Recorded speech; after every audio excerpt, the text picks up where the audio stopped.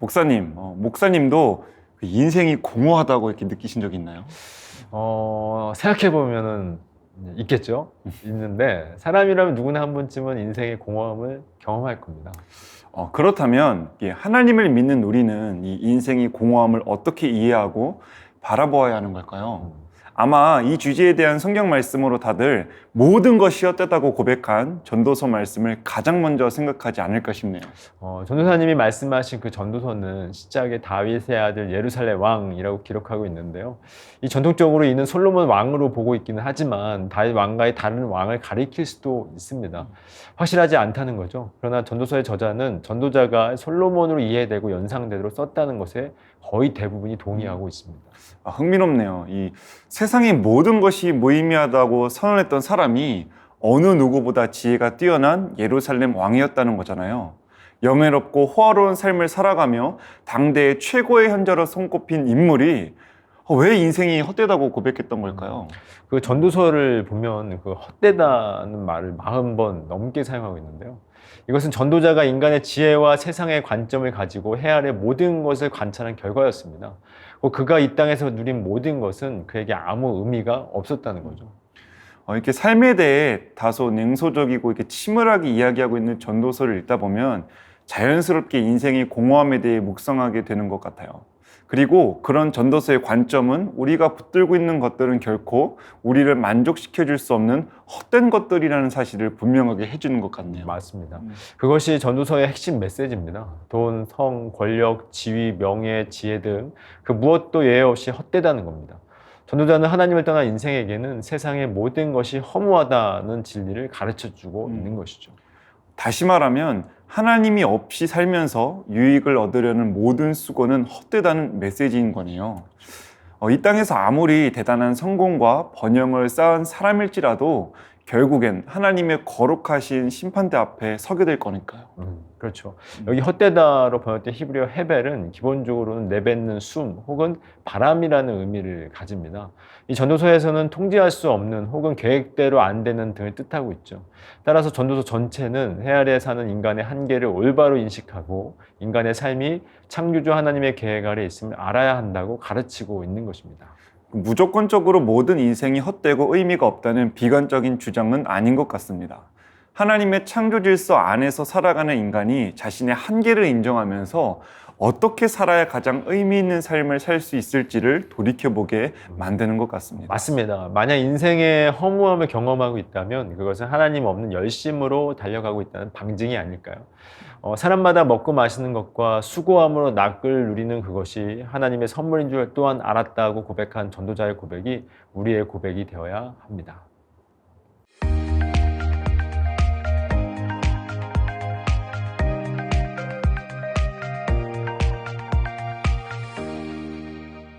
전사님, 서원기도 해보신 적 있으세요?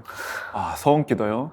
저는 아직 해본 적은 없습니다. 네, 저는 그 예전에 대학 입시를 앞두고 그 서원기도를 한 적이 있었어요. 어떤 기도였냐면 제가 지원한 학교 전공이 건축과였습니다. 그래서 하나님 이렇게 기도를 했어요. 하나님 이 대학만 붙여주시면 제가 아무런 대가 없이 교회를 짓겠습니다. 라고 서원기도를 한 적이 있었습니다. 그래서 합격하셔서 교회를 딱 지으셨나요? 당연히 안 됐겠죠. 그런데 지금 생각해보면 불합격한 게 얼마나 감사한지 모르겠어요. 왜냐하면 제가 합격했으면 교회를 지어야 한다는 부담감에 많이 힘들었을 것 같습니다. 그런데 지금도 그런 서원 기도를 하고 여건이 되지 않아 지키지 못하는 분도 계시고 또 지켜야 하는 부담감은 있지만 이 화장실 가기 전과 갔다 온 후로 사람 마음이 달라지듯 마음이 바뀌신 분도 계실 것 같아요. 맞습니다. 그럼 이 서원 기도를 우리가 어떻게 바라봐야 될까요? 오늘 이 전도서를 보면 서원 기도를 했으면 반드시 갚아야 한다고 말씀을 합니다. 그 이유는 갚지 않으면 죄가 된다고 그래요. 즉 하나님 앞에서 내가 하겠다고 해놓고 하지 않으면 하나님을 조롱한 것이기 되기 때문에 그것은 죄가 된다는 겁니다. 그럼 만약 우리가 서원 기도를 지금 한다면 반드시 갚아야 되는 거겠네요. 전도서 말씀을 보면 당연히 갚아야겠죠. 근데 서원 기도를 하면 갚아야 된다 또는 갚지 않아도 된다를 말하기 전에 먼저 생각해야 할 것이 있는데 우리가 왜 서원 기도를 하게 되느냐라는 겁니다. 전도사님은 우리가 왜 서원 기도를 하게 된다고 생각하세요? 사실 서원 기도는 매일 하기보다는 급할 때 또는 특별한 경우에 하게 되는 것 같습니다. 그렇죠. 아까 목사님께서 그 입시를 앞두고 기도했다고 하신 것처럼 급한 문제 앞에서 기도를 하게 되지 않을까요? 맞습니다. 서원 기도는 우리가 급할 때 하는 경우가 대부분입니다. 그런데 제가 입시를 앞두고 서원 기도를 했지만 결국 내 뜻을 이루고 싶어서 기도를 한 것 같습니다. 지금 되돌아보면 저를 향한 하나님의 뜻에는 사실 저 건축 전공이 없었던 것 같아요. 그러나 제가 가고 싶어서 그리고 제 꿈을 이루고 싶어서 하나님께 서원을 한 것은 아닌가라는 생각이 듭니다. 그렇다면 서원 기도를 하기 전에 한 번 더 생각을 해봐야겠네요, 목사님. 그래서 오늘 전도서 5장 7절에 보면 이렇게 말씀을 합니다.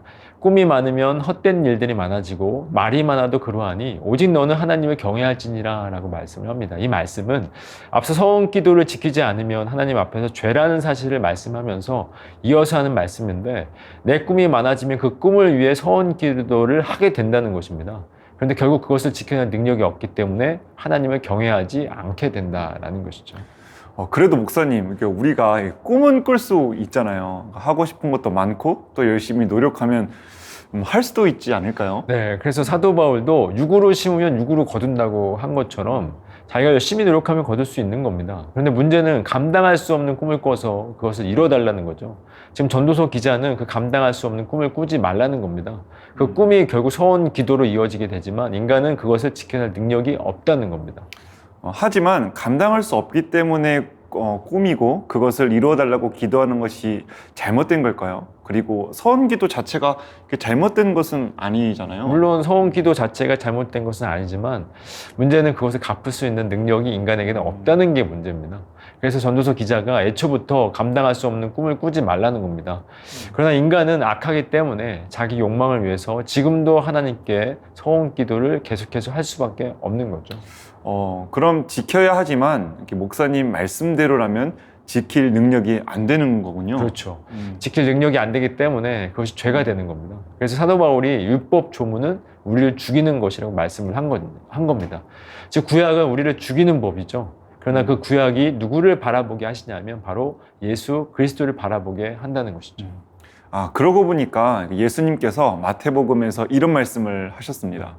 또 옛사람에게 말한 바 헛맹세를 하지 말고 내 맹세한 것을 주께 지키라 하였다는 것을 너희가 들었으나 나는 너희에게 이르노니 도무지 맹세하지 말지니 라고 하셨고, 또 오직 너희 말은 옳다 옳다 아니라 아니라 하라 이에서 지나는 것은 악으로부터 나느니라 라고 말씀하신 게 기억이 납니다. 네, 맞아요.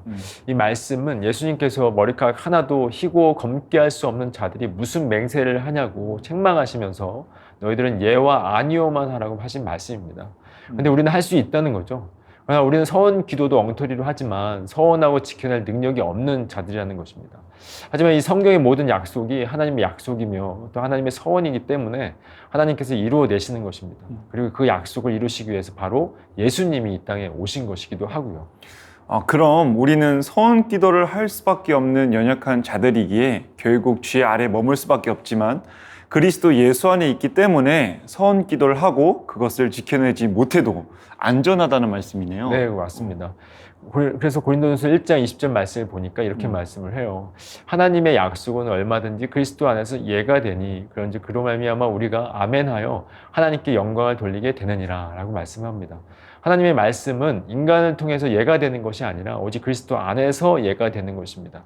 즉 하나님의 모든 약속과 서원은 예수 그리스도의 십자가에서 다 이루어내셨기 때문에 그리스도 안에 있으면 언제나 예가 되는 것입니다.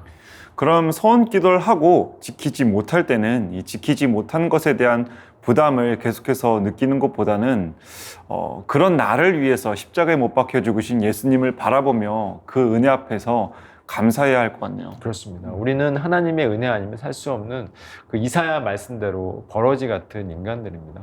그래서 늘 욕망을 채우기 위해 사는 것이 우리의 연약함이고 또 그 욕망을 채우기 위해 서원 기도까지 하겠지만 그럼에도 불구하고 우리가 죄인이 되지 않는 것은 예수 그리스도의 그 십자가의 은혜 때문입니다. 이 은혜를 기억하면서 오늘도 버러지 같은 우리를 살리신 하나님의 은혜에 감사하는 하루가 되기를 간절히 소망합니다.